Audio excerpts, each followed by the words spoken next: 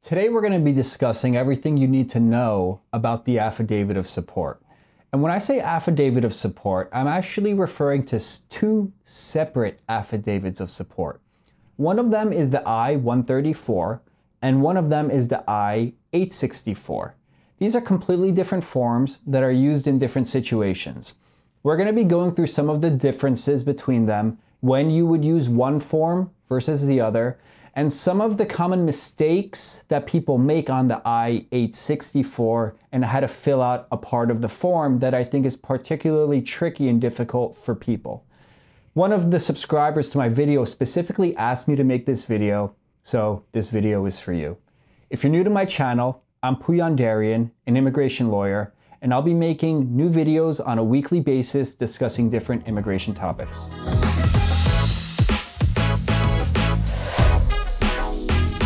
I recently consulted with a guy who filed a fiancé petition for a fiancé to come over to the United States.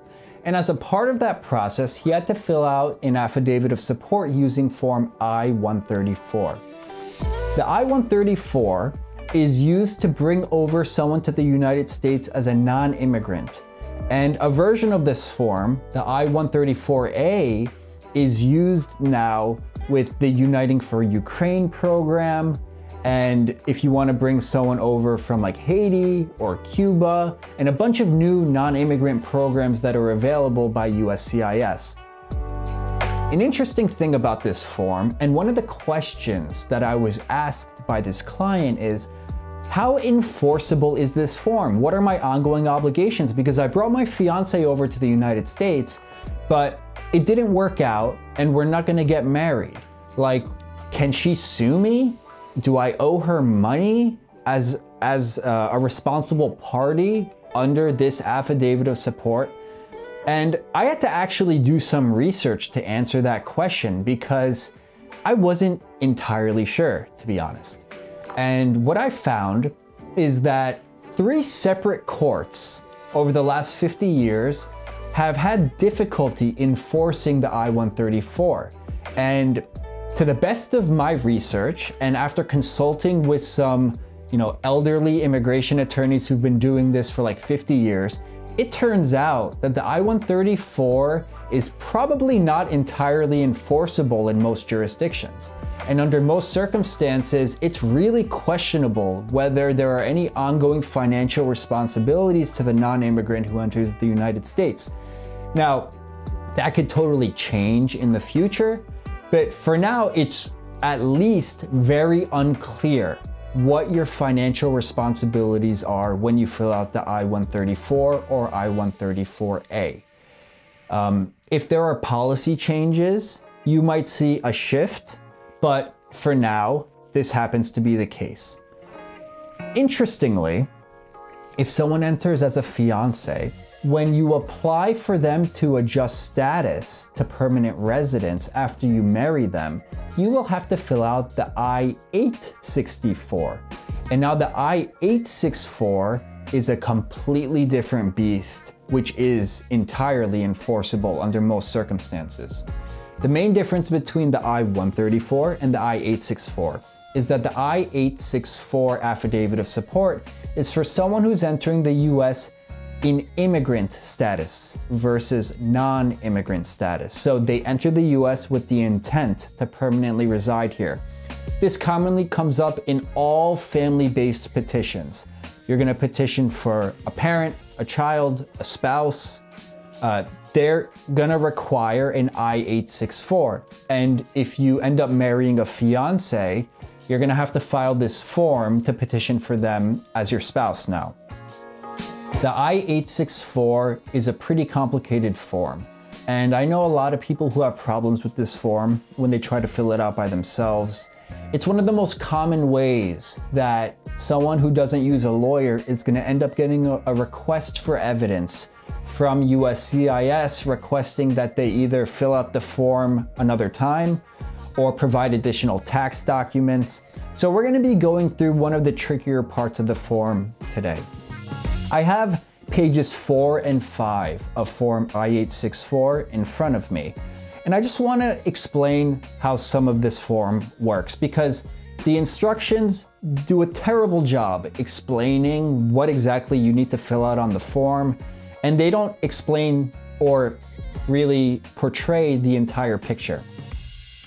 So on page 4, this is part 5, where USCIS is asking you to calculate your household size, you, the sponsor. Question 1 says, provide the number you entered in part 3, item number 29. So in part 3, item number 29, you indicated how many immigrants you're sponsoring with this affidavit of support form.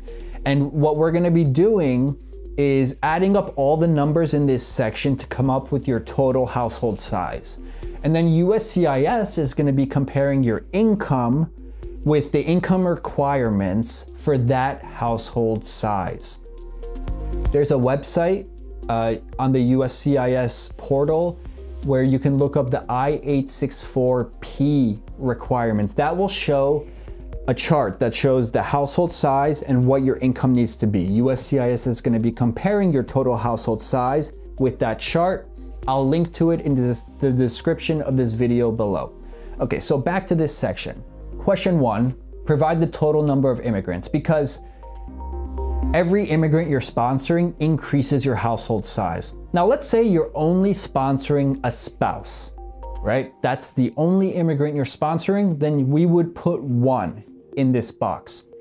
Question 2 says yourself, and it's auto-filled to say 1 because there are only 1 of you, and you are included in your household size. Question 3, and this is kind of tricky if you're married. It says, if you're currently married, enter 1 for your spouse. But earlier in this form, it says, do not count any member of your household more than once. And in this example, in part 1, where it said, provide the total number you entered for the immigrants you're sponsoring, we already put 1 for your spouse.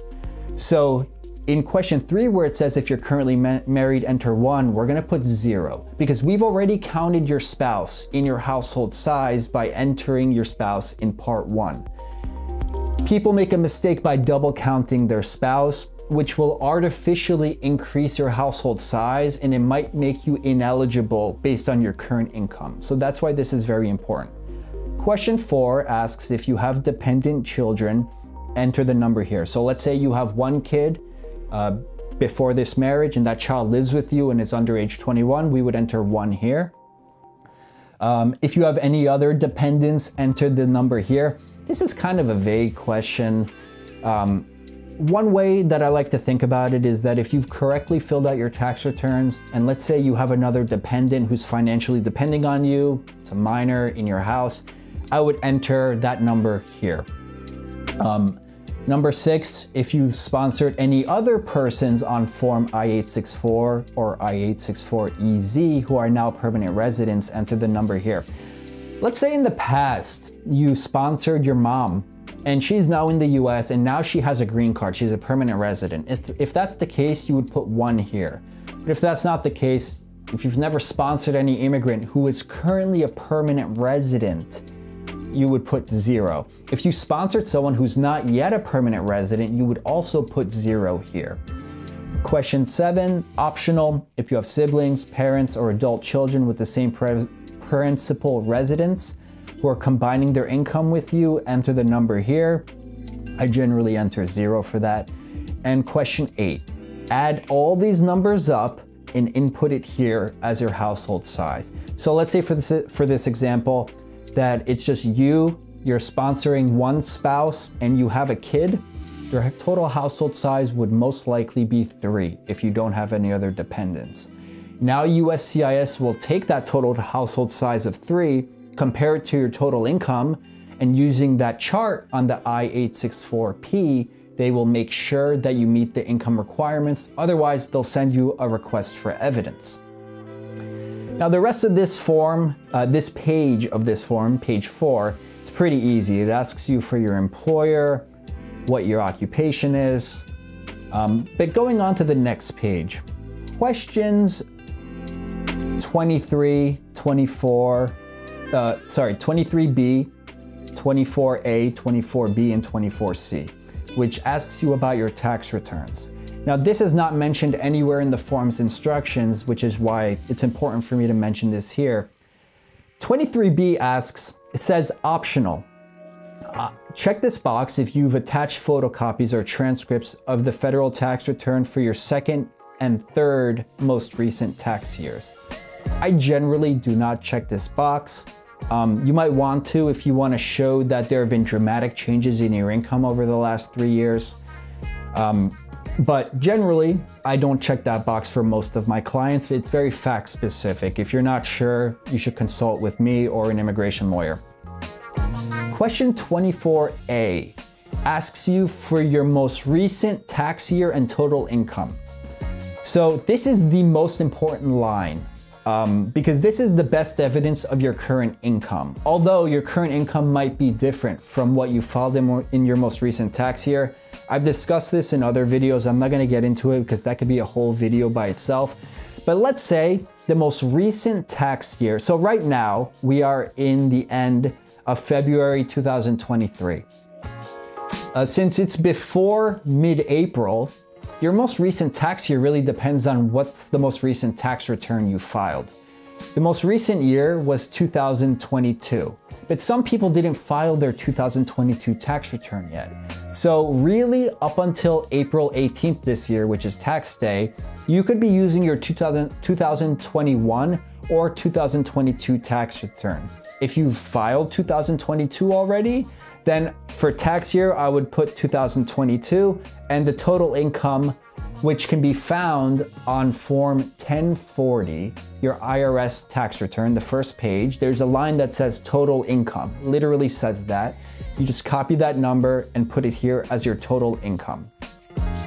A lot of people make mistakes here because they'll put the tax year and then they'll put a number for total income that doesn't match the number that's on their tax return. So be sure to watch out for this common mistake that people make. So if you're at all hesitant, I really recommend consulting with me or an immigration lawyer. If you want to schedule a consultation with me, feel free to call or text my office to schedule a consultation. You can also book it directly through my website. If you found this video informative or you have specific questions about this form, put them in the comments below. If it's specific to your case, the best thing to do would be to schedule a consultation with my office. All right, guys, I'll see you next week for another video.